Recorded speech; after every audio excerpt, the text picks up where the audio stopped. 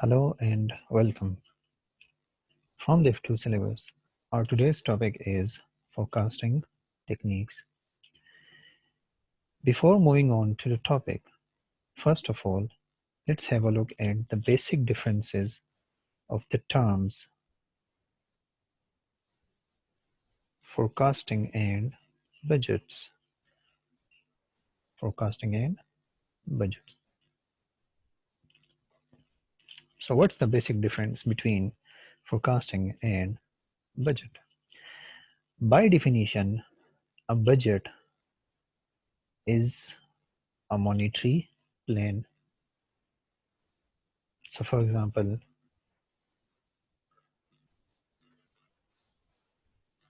budgeted sales revenue or budgeted cost, etc. But it is quite possible that a budget is non-monetary. So budgets can be non-monetary. For example, budgeted production units or budgeted labor hours or budgeted machine hours, etc. But remember, whenever we talk about plan, a plan already involves a certain element of desire, or more appropriately, choice. On the other hand, forecasting is the process of prediction. Prediction means what is likely to happen, what is likely to happen in the future. To happen in the future. So, by looking at the definition of prediction or forecasting, that is, what is likely to happen in the future, we can fairly say that with forecasting, there can be no element of choice. So forecasting is basically to predict what is likely to happen or what is going to happen in the future. It's not something what we want to do in the future. That is more likely to be a budget. Okay. Another difference between forecasting and a budget is, remember, whether a budget is monetary or non-monetary, it remains always quantitative.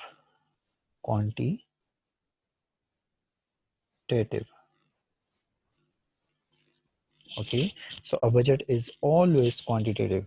So a budget is something that is measurable, that can be quantified in numbers. But remember, forecasts can be quantitative as well as qualitative.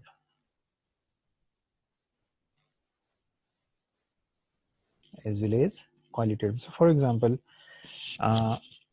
what is the likely cost in the future? It is something that is quantifiable. But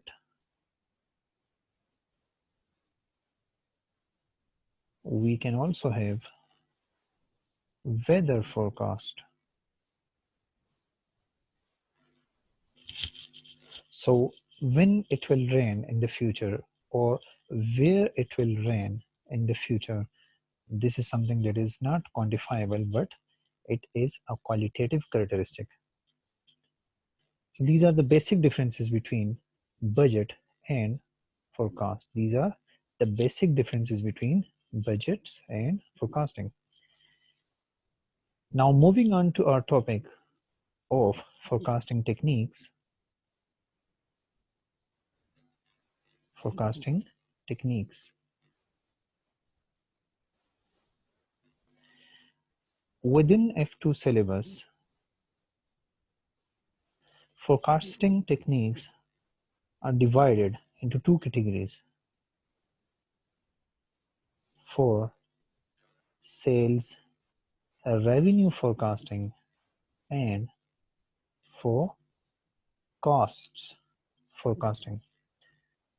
So, to predict the likely cost in the future, we have topics or models such as high, low method.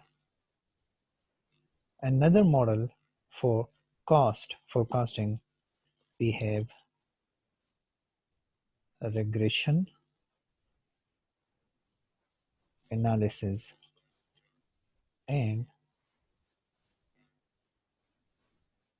scattered graph. For sales forecasting, the first model that we have in the syllabus, that is time series analysis,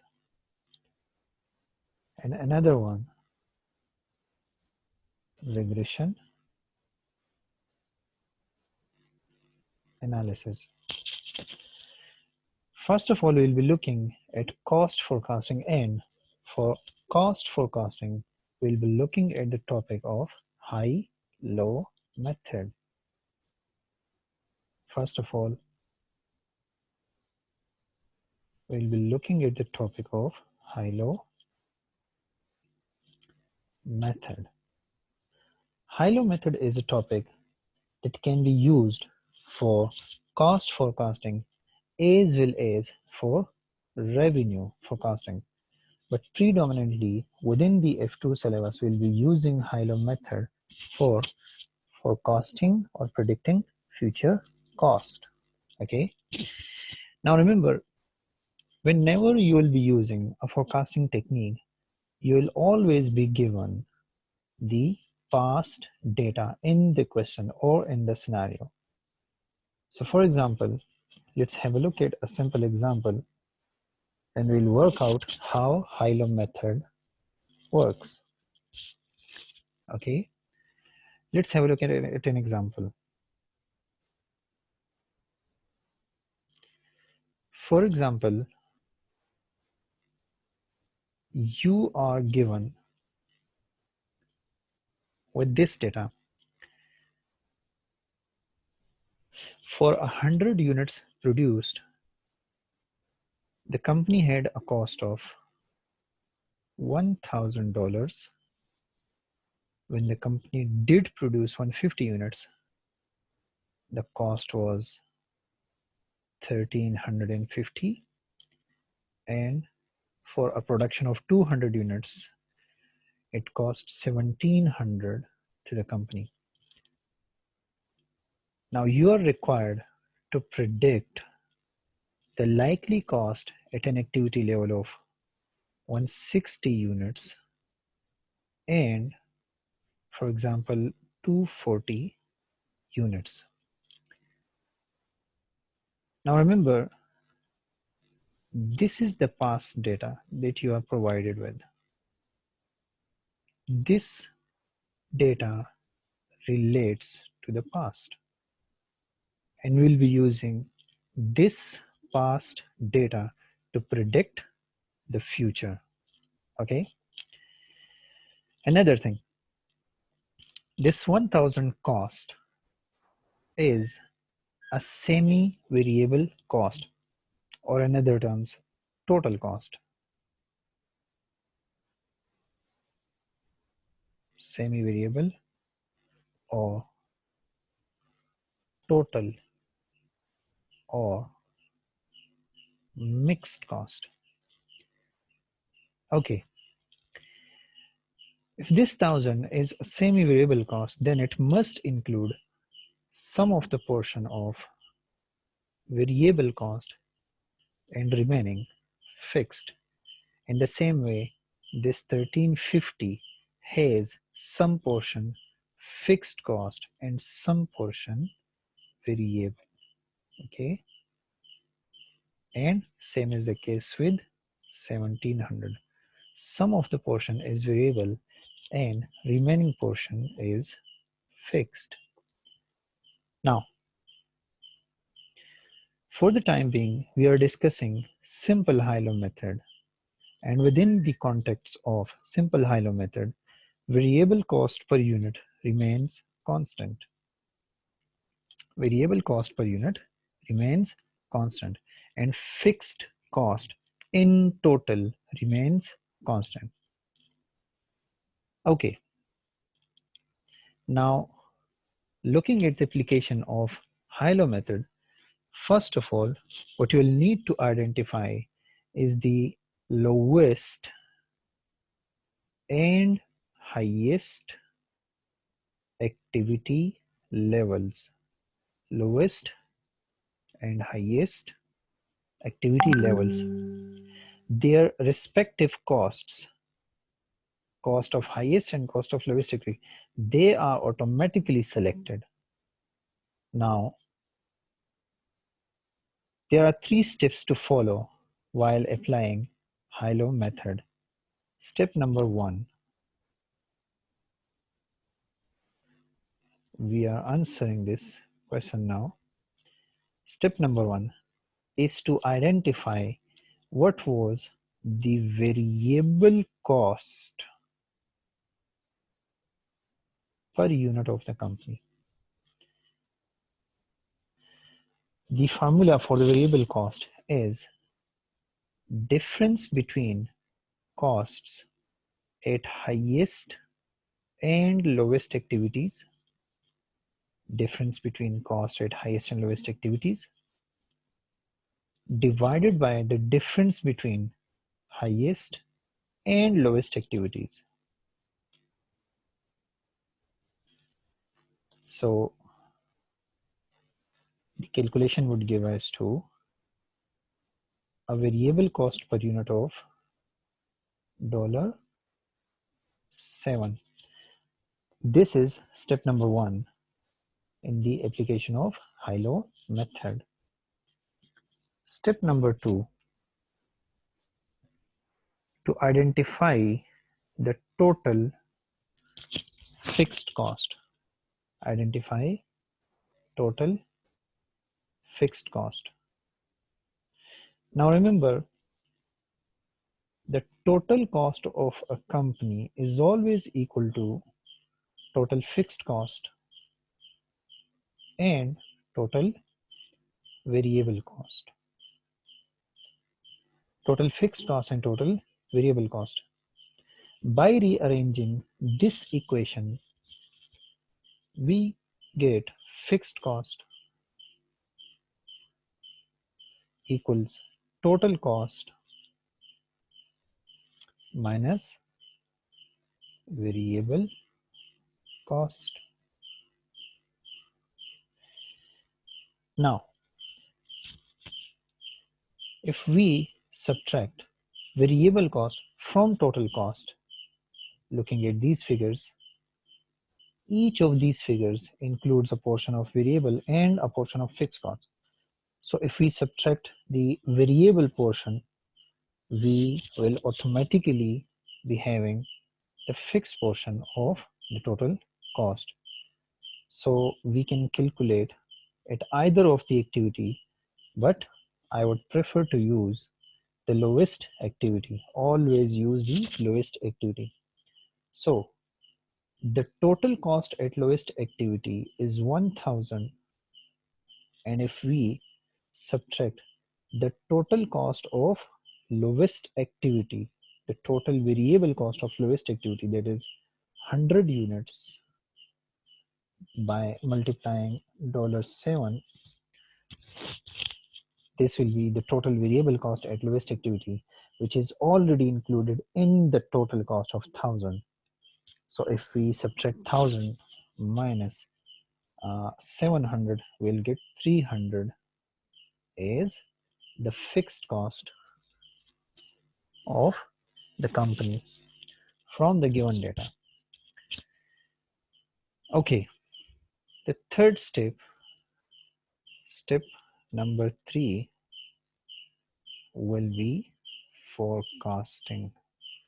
Step number 3 will be forecasting, and for forecasting we'll be using equation y equals a plus bx. In this equation, y means total cost, a means total fixed cost, b means variable cost per unit, and x means number of those units at which forecast is desired. So looking at the first requirement, we are required to calculate the total cost at an activity level of 160 production units, and at requirement B we are required the total cost at an activity level of 240 production units. So we can solve now the first requirement. Y equals a plus bx. A is the total cost, that is 300, and from step number 2 we can have this figure plus variable cost of $7. We can have this figure from step number 1. Okay, and then multiply this figure with the number of units, that is 160.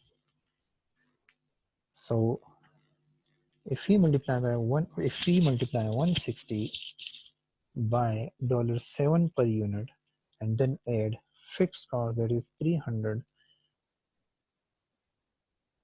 the answer would be 1420.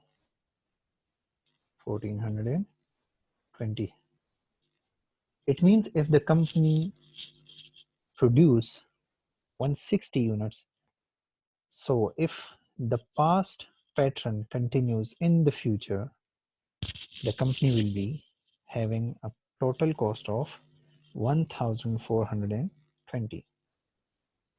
In the same way, we can solve the other requirement, A, that is 300 from step number 2, fixed cost, plus variable cost per unit of $7 and X number of units of the other requirement, 240 units. 240 units.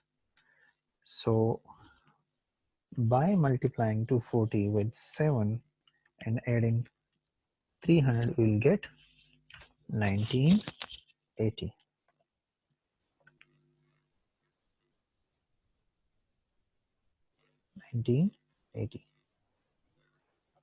So if the past figures are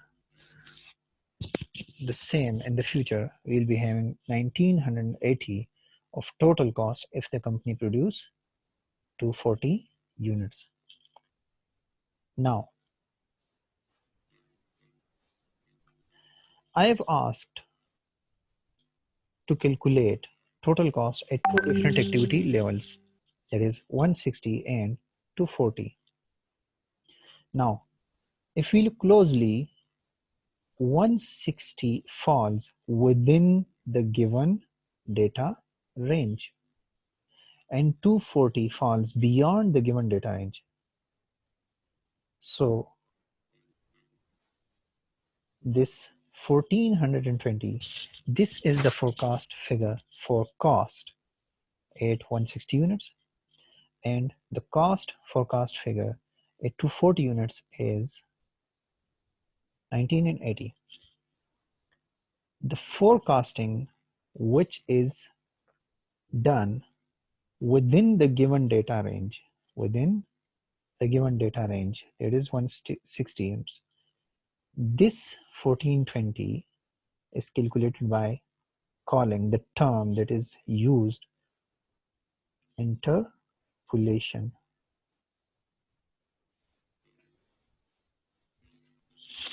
And the forecast figure which is calculated at an activity level which is beyond the given data range is called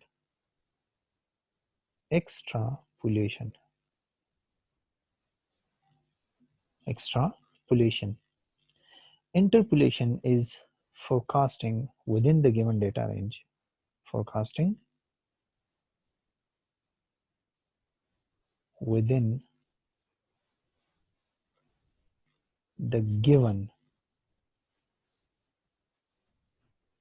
data range. And extrapolation is forecasting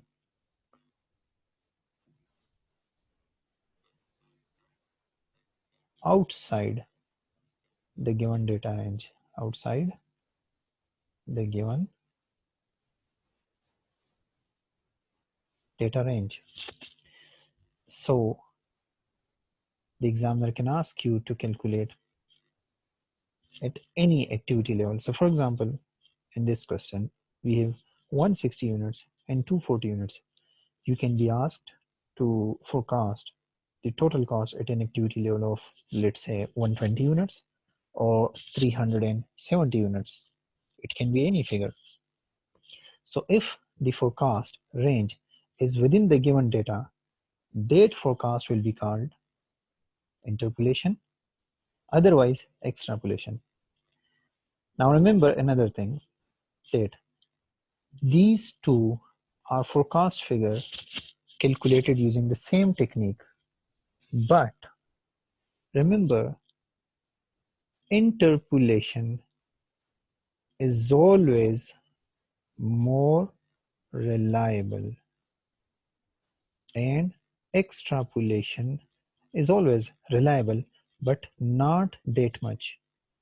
It is less reliable than the calculations made using interpolation, that is forecasting within the given data range. Okay, this was simple high-low method using a 3-step process. What will be step number 1? To calculate variable cost per unit. And for this step, we need to identify the lowest and highest activities, not lowest and highest costs, lowest and highest activities. The respective costs are automatically selected. So variable cost per unit can be calculated by having the difference of costs at highest and lowest activities and then divide by the difference between the highest and lowest activities. Step number 2, calculating the total fixed cost. How we can calculate it? By subtracting variable cost from total cost. You can perform this step using any activity level, but the lowest activity level, use of lowest activity level is recommended, especially in F2. Okay, and step number 3 will be forecasting.